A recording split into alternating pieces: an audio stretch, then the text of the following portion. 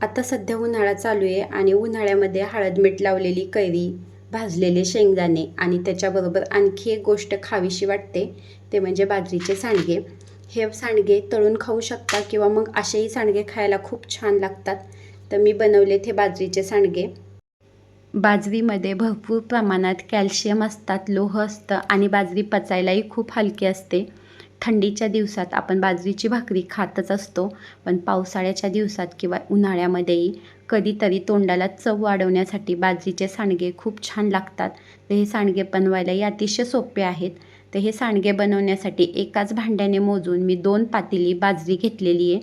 त्यातले खडे वगैरे काढून घेतलेले आहेत आणि आता मी बाजरी अशी स्वच्छ धुवून घेणार आहे. वरती जी पोकळ बाजरी आलेली आहे तर ती काढून घेणार आहे आणि दिवसभर मी ही बाजरी अशी पाण्यामध्ये भिजत घालणार आहे. दिवसभर म्हणजे कमीत कमी 10 किंवा 12 तास तरी बाजरी पाण्यामध्ये भिजत घालायला हवी, म्हणजे बाजरीला छान असे कोंब येतात. त्यामुळे आता मी दिवसभर अशी ही बाजरी आहे ना पाण्यामध्ये भिजत घातलेली आहे, स्वच्छ पाणी घालून दिलेले आणि दिवसभर बाजरी पाण्यामध्ये भिजत घातल्यानंतर आत्ता संध्याकाळी मी ही बाजरी पाण्यातून काढलेली आहे आणि ह्या जाड कापडामध्ये ही बाजरी मी बांधून ठेवणार आहे.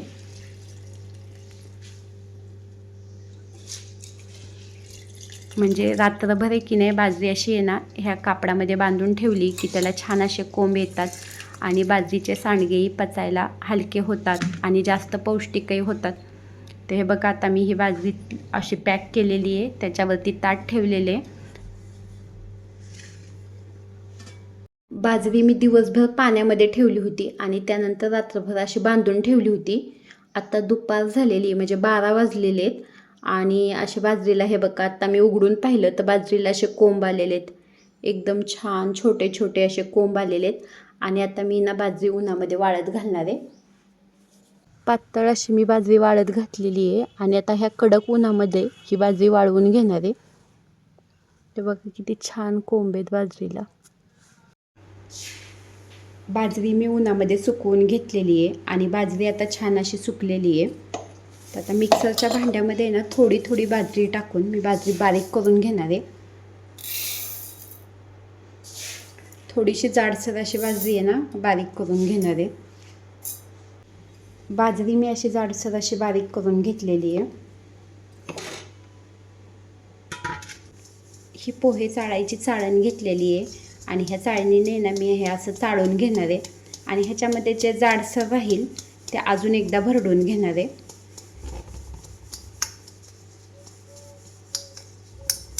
थोडं जे जाडसर आहे ते अजून एकदा भरडून घेणार आहे.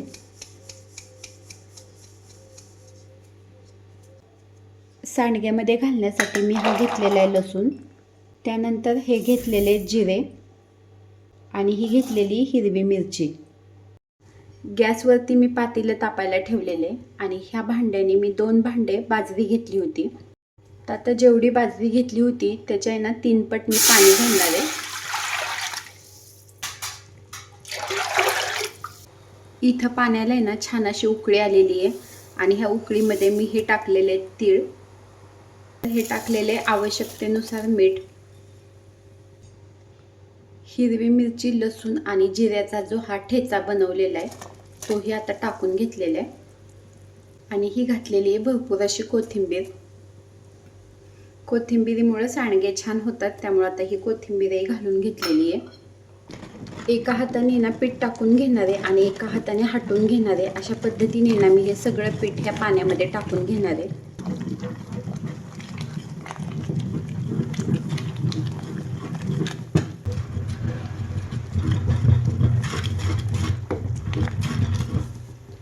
एक 20 मिनिटं मी हे मध्यम गॅसवरती सांडग्याचं पीठ शिजवून घेणार आहे. इथं मी ताटाला तेल लावून घेतलेले आणि ना असा पाण्याचा हात लावून आहे ना हे सांडगे मी असे तोडून घेते. घरामध्ये मी हे थोडेसे सांडगे बनवले ताटामध्ये, उरलेले सांडगे मी ना बाहेर उन्हामध्ये बनवणार आहेत. बाकीचे सगळे सांडगे मी उन्हामध्ये बाहेर बनवणार आहेत. ह्या सांडग्यांची साईज थोडी मोठी असली तरी चालते, कारण वाळून आहे ना थोडे बारीक होतात. त्यामुळे थोड्या मोठ्या साईजचे सांडगे घातले तरी काही फरक पडत नाही. तर आता उरलेले सांडगे मी बाहेर बनवणार आहेत. 1-2 दिवस कडक उन्हामध्ये मी बाजरीचे सांडगे वाळवून घेतलेले आहेत आणि छान असे बाजरीचे सांडगे हे वाळलेले आहेत.